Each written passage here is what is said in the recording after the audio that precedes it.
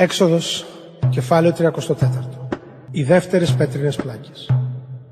Ο Κύριος είπε στο Μωυσή: «Κόψε 2 πέτρινες πλάκες σαν τις προηγούμενες, για να γράψω πάνω σε αυτές τους λόγους που ήταν σε εκείνες που έσπασες. Να είσαι έτοιμος νωρίς αύριο το πρωί να ανεβείς στο όρος Σινά.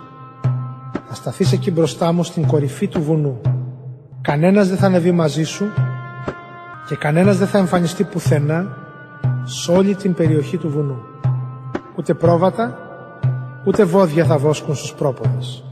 Ο Μωυσής λάξεψε 2 πλάκες από πέτρα σαν τις πρώτες και νωρίς το πρωί σηκώθηκε και ανέβηκε στο όρος Σινά, όπως τον είχε διατάξει ο Κύριος. Πήρε στα χέρια του και τις 2 πλάκες. Ο Κύριος κατέβηκε μέσα σε σύννεφο και στάθηκε κοντά του και είπε το όνομά του: «Κύριος». Έπειτα πέρασε μπροστά από τον Μωυσή και φώναξε: «Εγώ είμαι ο Κύριος, ο Κύριος ο Θεός. Είμαι γεμάτος καλοσύνη και έλεος, υπομονετικός, πιστός και πρόθυμος να συγχωρήσω. Δίνω τη χάρη μου σε χιλιάδες. Συγχωρώ την ανομία, τα σφάλματα, την αμαρτία. Αλλά και δεν αφήνω τίποτε ατιμόρυτο.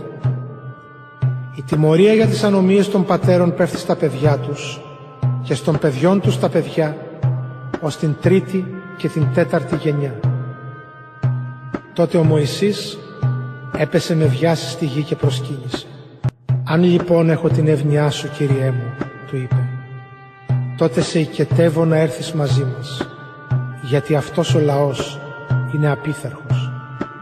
Συγχώρησε την ανομία μας και την αμαρτία μας και λογάριασέ μας για λαό σου». Η Διαθήκη επαναλαμβάνεται. Τότε ο Κύριος είπε στο Μωυσή: «Εγώ θα συνάψω διαθήκη μπροστά σε ολόκληρο το λαό σου. Θα κάνω θαύματα τέτοια που ομοιά τους δεν έγιναν πουθενά σε όλη τη γη, σε κανένα έθνος. Και όλος ο λαός που σε περιβάλλει θα δει τα έργα μου, γιατί θα είναι φοβερά αυτά που εγώ, ο Κύριος, θα κάνω μέσω εσού. Τηρήστε τις εντολές που σήμερα σας δίνω, και εγώ θα διώξω από μπροστά σας τους Αμοραίους, τους Χαναναίους, τους Χεταίους, τους Φερεζαίους, τους Εβαίους και τους Ιεβουσαίους. Προσέξτε να μην κάνετε συνθήκη με τους κατοίκους της χώρας στην οποία θα μπείτε, γιατί αυτό θα μπορούσε να γίνει παγίδα για σας. Αντίθετα, να καταστρέψετε τα θυσιαστήριά τους, να συντρίψετε τις λίθινες και τις ξύλινες λατρευτικές τους στήλες. Δεν επιτρέπετε να προσκυνήσετε άλλο Θεό, γιατί εγώ, ο Κύριος, δεν ανέχομαι αντίζηλους. Το όνομά μου είναι Θεός που απαιτεί αποκλειστικότητα. Να μην συνάψετε λοιπόν συνθήκη με τους κατοίκους της χώρας εκείνης, γιατί όταν αυτοί τελούν λατρεία αθέμητη στους θεούς τους και θυσιάζουν σε αυτούς, υπάρχει φόβος να σας προσκαλέσουν να φάτε από αυτά που θυσιάζουν. Μπορεί ακόμη να πάρετε από τις θυγατέρες τους γυναίκες για τους γιους σας και αυτές να πορνεύσουν, ακολουθώντας τους θεούς τους, και να παρασύρουν έτσι τα παιδιά σας στην ειδωλολατρία. Να μην κάνετε είδωλα θεών χιτά για να τα λατρεύετε. Να τηρείτε τη γιορτή των αζύμων. 7 μέρες θα τρώτε άζυμο ψωμί το μήνα Αβίβ, όπως σας έχω διατάξει, γιατί αυτό το μήνα βγήκατε από την Αίγυπτο. Κάθε πρωτότοκος γιος σας θα ανήκει σε μένα, καθώς και κάθε πρωτογέννητο αρσενικό από τα ζώα σας, είτε είναι βόδια είτε πρόβατα. Το πρωτογέννητο πουλάρι όμως θα το εξαγοράζετε με ένα πρόβατο ή με ένα κατσίκι. Και αν δεν θέλετε να το εξαγοράσετε, θα του σπάζετε τον τράχυλο. Επίσης θα εξαγοράζετε κάθε πρωτότοκο γιο σας. Δεν θα εμφανίζεστε μπροστά μου με άδεια χέρια. 6 μέρες θα εργάζεστε, αλλά την 7η θα αναπαύεστε. Είτε είναι εποχή οργώματος, είτε συγκομιδής. Θα γιορτάζετε τη γιορτή των εβδομάδων, στο θερισμό των πρώτων σιτηρών, και τη γιορτή της συγκομιδής, των πρώτων καρπών, το φθινόπωρο. 3 φορές το χρόνο όλοι οι άντρες σας θα πρέπει να παρουσιάζονται μπροστά σε μένα, το Θεό του λαού Ισραήλ.